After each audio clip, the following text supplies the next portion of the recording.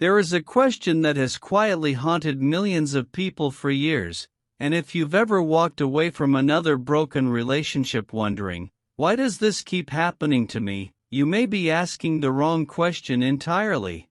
The real question isn't why people keep hurting you, it's why your heart keeps choosing them in the first place. That sounds uncomfortable, doesn't it? Because most of us want to believe that heartbreak is simply bad luck, that we just happened to meet the wrong person at the wrong time. But Carl Jung believed something far more unsettling. He suggested that much of what we call choice is actually driven by forces hidden beneath conscious awareness. In other words, before your mind decides who feels attractive, your unconscious may have already made the decision for you. And if that's true, then some of the greatest heartbreaks of your life may have begun long before you ever met the person who caused them. That is exactly what makes today's conversation so important. Because once you understand what your unconscious has been doing behind the scenes, you may never look at love the same way again. Stay with me, because the second reason is the one most people spend their entire lives avoiding, and it may explain a painful truth you've never been able to put into words.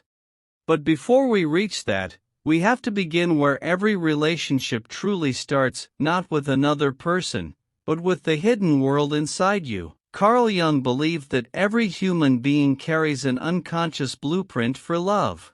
It isn't something you can see in a mirror or measure with logic. It is quietly built from your earliest emotional experiences, the moments that taught you what love looked like, what safety felt like, and what you needed to become to receive affection. The problem is that childhood doesn't ask whether those lessons are healthy. It only asks whether they are familiar.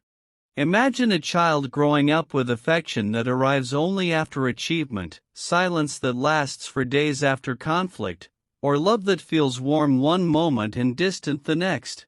That child doesn't simply remember those experiences. The mind adapts to them.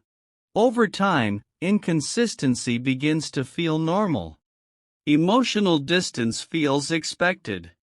Uncertainty becomes strangely comforting because it is known.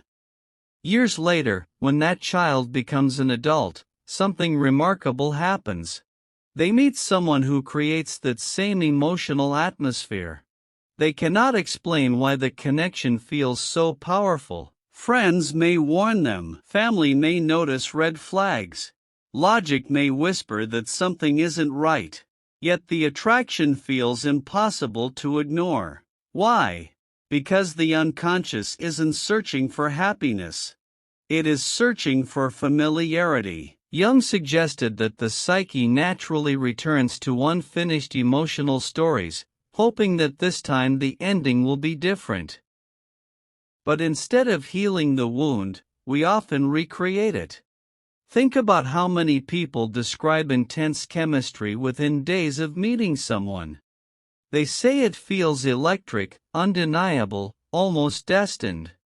Yet months later, that same relationship becomes another source of confusion and heartbreak. Was it really destiny, or was it an old emotional pattern wearing a new face? That question changes everything. Because what feels like love at first sight may sometimes be your unconscious recognizing an old emotional environment it already knows how to survive. And survival is not the same thing as love.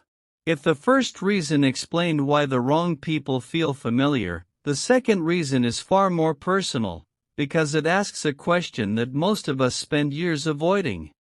What if the greatest obstacle to finding healthy love isn't the people you choose, but the story you quietly believe about yourself? Carl Jung observed that the unconscious mind doesn't simply influence our actions, it shapes what we believe we deserve. Long before you say, "I'm worthy of love," or "I'm not enough," your unconscious has already been collecting evidence to support one of those beliefs. It begins in small moments that seem insignificant at the time. A child who constantly feels ignored may quietly conclude, "I don't matter." A child who only receives affection after meeting expectations may learn, "Love must be earned." Another who grows up around criticism may begin believing that no matter how hard they try, they will never truly be enough. These conclusions are rarely spoken aloud. They settle deep beneath awareness, becoming silent rules that shape adulthood. Years later, those invisible beliefs begin choosing partners for you. If a part of you secretly believes you are difficult to love, genuine affection may actually feel suspicious. When someone treats you with kindness, your first instinct might not be gratitude, it might be doubt. They don't really know me. Eventually they'll leave. There has to be a catch. Yet when someone is emotionally unavailable, a belief is not your identity. It is only a story repeated often enough to feel true. And stories can be rewritten.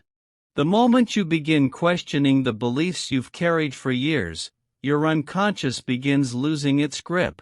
You stop asking, "Why do they keep treating me this way?" and begin asking a far more powerful question, "Why have I believed this is all I deserve?" That single question can change the direction of an entire life. But even after those beliefs begin to heal, one final obstacle remains, and it may be the most surprising of all.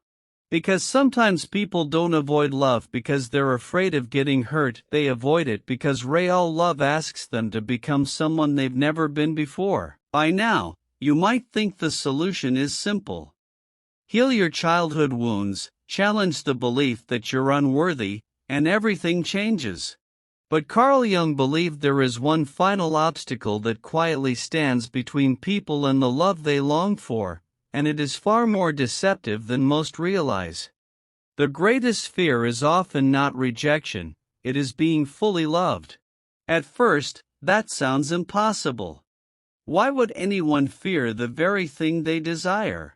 Because genuine love asks something that toxic love never does, it asks you to remove the mask. Jung often described the persona as the identity we create to survive the expectations of the world.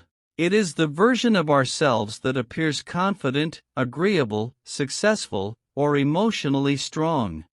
Over time, many people become so attached to this mask that they forget who they are underneath it. Healthy love threatens that illusion because it invites you to be completely seen, not just your strengths, but your fears, insecurities, mistakes, and hidden wounds. And for someone who has spent years protecting themselves, that kind of vulnerability can feel terrifying. This is where the shadow quietly steps in. It whispers convincing excuses that sound like wisdom. The timing isn't right. Maybe they're too good for me. I should wait until I'm more successful. What if they discover who I really am? None of these thoughts feel irrational. In fact, they sound responsible. But beneath them lies one hidden purpose: to keep you emotionally safe by keeping you emotionally distant. Imagine standing at the edge of a bridge. On one side is everything you've always known: uncertainty, emotional chasing, relationships that never quite fulfill you. On the other side is something you've always wanted: stability, trust, consistency, and genuine intimacy. Logic tells you to cross. Yet your body hesitates. Your heart races. Every instinct tells you to step back. Why? Because the unknown, even when it's healthy, can feel more frightening than familiar pain. This is why some people leave the healthiest relationship they've ever had. They suddenly become distant, start creating arguments over small things, convince themselves the spark is gone, or begin searching for flaws that were never there. From the outside, it looks irrational. From the inside, it feels like self-protection. Jung believed the psyche resists transformation because transformation requires letting an old identity die. The version of you that survived through fear, emotional walls, and constant self-protection cannot follow you into the life you're trying to build. That version served a purpose once, but it cannot lead you where healing begins. The painful truth is that many people don't lose love because they found the wrong person. They lose it because the right person arrived before they believed they deserved them. But here's what changes everything.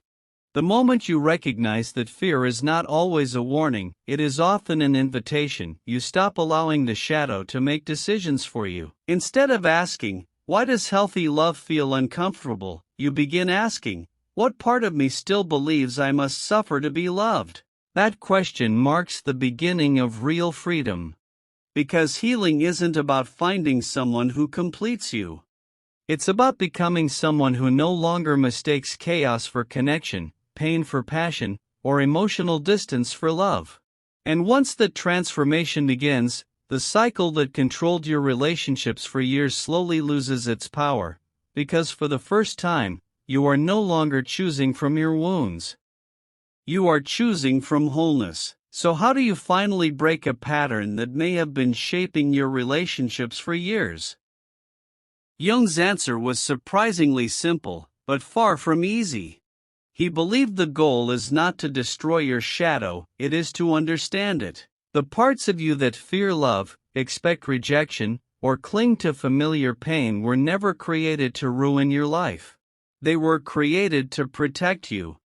At some point, those defenses helped you survive disappointment, loneliness, or emotional neglect. The problem is that survival strategies are not meant to become lifelong identities. What once protected you may now be preventing you from experiencing the very love you desire.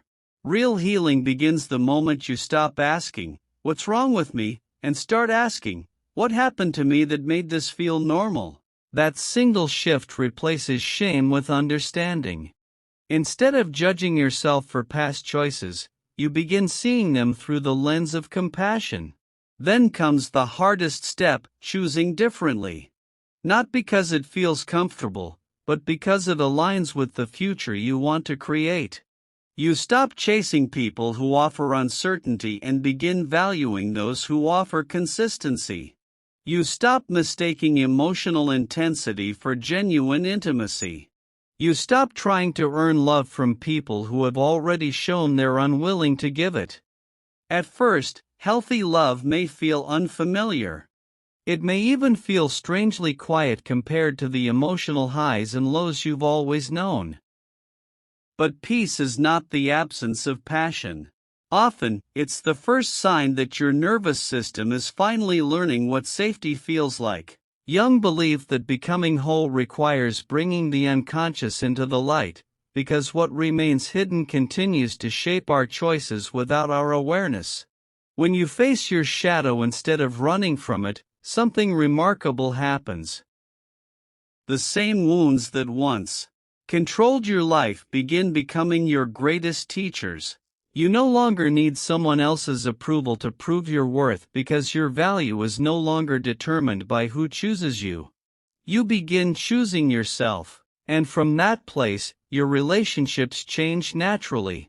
Not because the world suddenly becomes different, but because you become different. The people who once felt irresistible no longer hold the same power, and the love that once seemed impossible begins to feel attainable. That is the quiet transformation Jung pointed toward, not becoming perfect, but becoming conscious.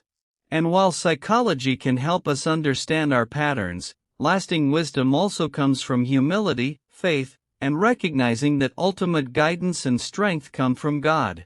So let me leave you with one final question. If you truly believed you were worthy of healthy, lasting love today, what decision would you make differently? Think about that carefully, because your answer may reveal the very door your shadow has been afraid to open. If this message helped you see your relationships from a new perspective, share it with someone who may be trapped in the same cycle. And if you're ready to explore the deeper patterns of the human mind through Carl Jung's psychology, subscribe to Winds of Thought and join us on this journey towards self-awareness, healing, and lasting transformation.